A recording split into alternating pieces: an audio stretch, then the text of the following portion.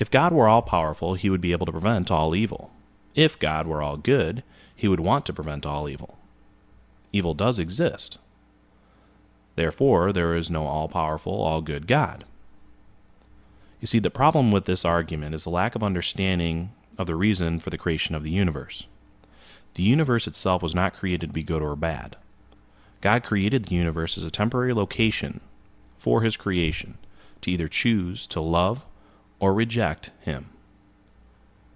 Two simple roads to choose.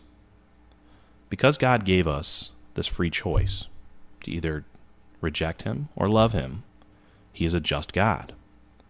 If we choose to love God, then we are in his grace and mercy.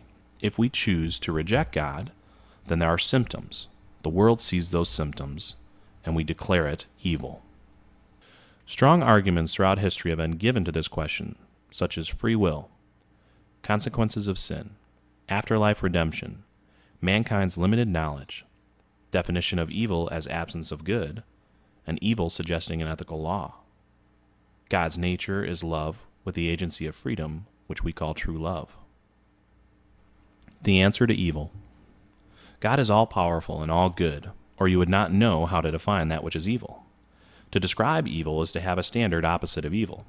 Because we do have a standard of what is good and righteous, we then can see the opposite of that good defined as evil. If you see that there is an opposite of good and call it evil, then you admit that there is a God, and you must adhere to his eternal will, which is described in his holy scriptures. He works all things out for the good of his glory. So the evil described is only temporary, is allowed, and not eternal. If you blame God for the bad, then you admit that he has done good, and you must blame him for the good. If God exists, then the justice of an afterlife and the gift of free choice describes an all-powerful, all-good, all-just God, who will bring righteousness to all nations and all creation for eternity.